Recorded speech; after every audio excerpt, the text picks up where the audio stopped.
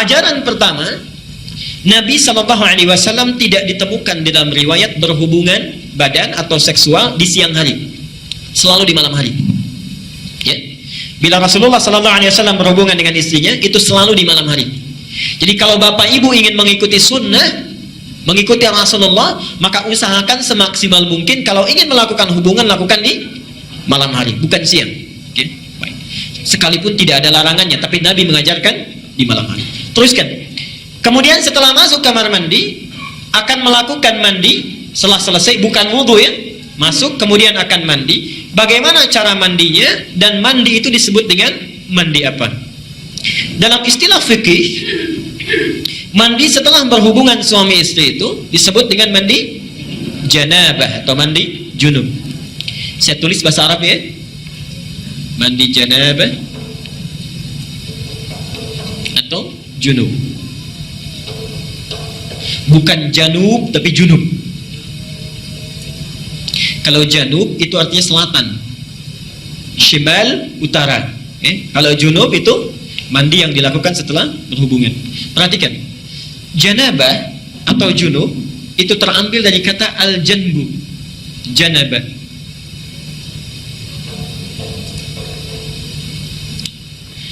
Yang berarti sisi,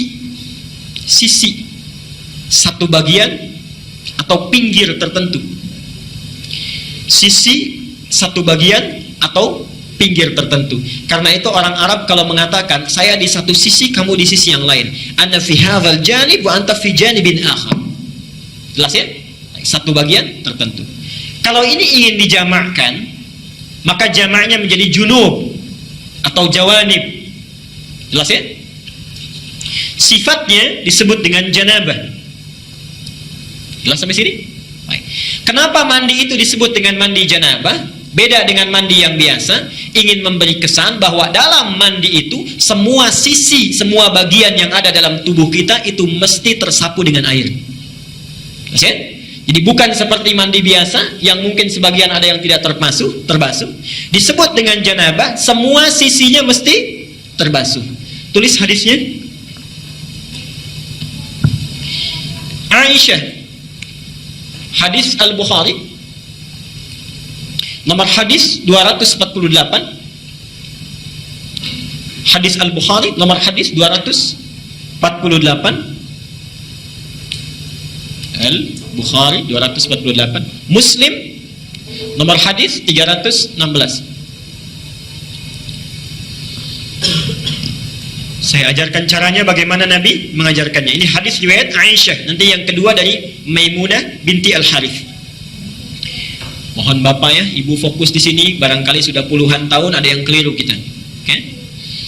Pertama, hadis riwayat Aisyah dulu.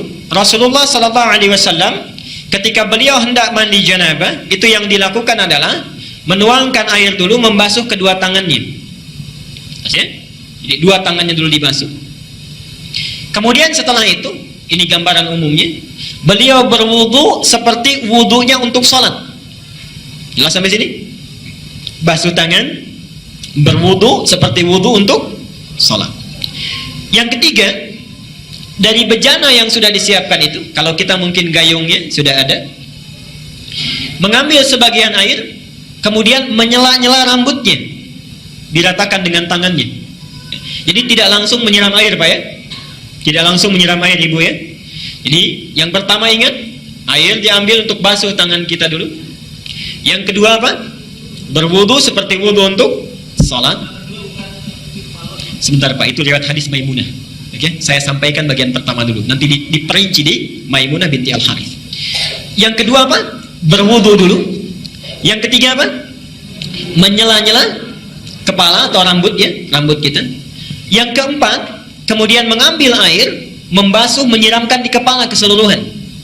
Belum ke sini dulu, belum ke badan ya. Baik. Saya ulangi pelan-pelan. Satu, mencuci tangan. Kedua, berwudu seperti untuk sholat. Ketiga, menyela-nyela rambut, meratakan keseluruhan. Keempat, menyiram rambut keseluruhan di kepala. Setelah itu, baru disiramkan secara keseluruhan. Jelas sampai sini? Disiramkan secara keseluruhan menggunakan sabun dan seterusnya. Ini gambaran hadis yang pertama yang umum sifatnya. Oke, baik.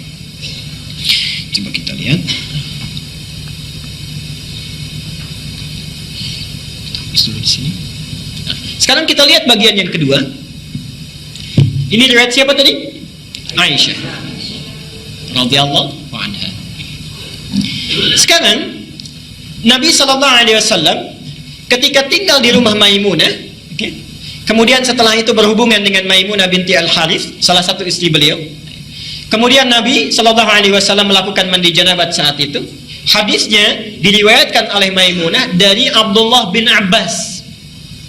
Abdullah bin Abbas di Al-Bukhari nomor hadis 265. Perhatikan. Sebentar, saya menyimpang dulu pelan-pelan. Ibu masih ingat Bapak kisah Ibnu Abbas itu? Anaknya usia berapa tahun? Baik. Silahkan cek pertemuan kita yang lalu, hadis Abu Daud nomor hadis 1365 itu ya.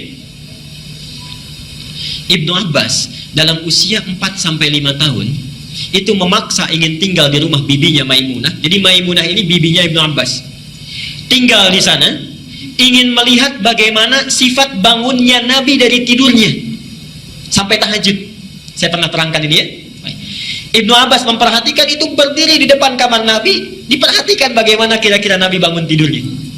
Sampai kemudian tahajud, diajak beliau untuk menunaikan tahajud. Ternyata tidak berhenti sampai di situ.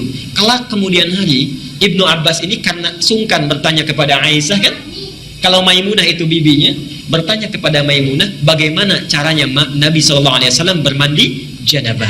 Disinilah muncul bagian yang kedua yang lebih terperinci. Satu, kata Maimunah, Nabi SAW bila hendak beliau bermandi janabat, perhatikan, satu, mengambil air dengan tangannya, okay, lalu kemudian mencuci kemaluannya dengan tangan kirinya. Okay. Nah, kalau Bapak tadi sampaikan, kalau ingin cari referensinya, itu bukan riwayat yang Aisyah, tapi riwayat Maimunah binti Al-Harith. Ini bagian yang pertama. Yang kedua, hampir mirip dengan yang tadi, menyela-nyela bagian rambutnya. Okay. Bagi perempuan, ada dua cara. Boleh diikat, dikepang, karena Maimunah itu juga pernah diikat, dikepang. Langsung bertanya pada Rasulullah, ya Rasulullah, apakah saat mandi perlu aku uraikan rambutku? Kata Rasulullah, tidak perlu, cukup kamu guyur semuanya itu, dan bila telah merata sah mandimu.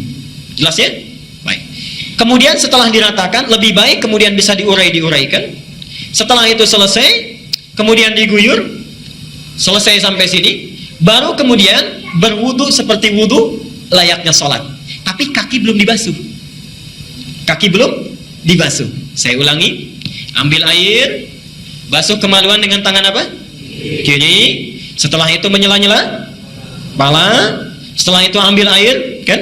Basuh, baik siram, berwudu seperti layaknya wudu akan sholat, tapi kaki kita belum dibasuh. Jadi cuma sampai telinga ya. Setelah itu siramkan secara keseluruhan. Terakhir setelah selesai baru cuci kaki. Jelas sampai sini? Nah, ini bisa ditemukan di Al-Bukhari nomor hadis 265. Nah, dari sinilah kemudian ulama menggabungkan kedua hadis ini, dibuatlah susunan yang lebih lengkap. Masih? Baik, jadi dari yang pertama, kalau kita gabungkan dua hadis ini, pertama mengambil air, cuci tangan dulu, riwayat Aisyahnya. Setelah tangan dicuci, kemudian mencuci kemaluan.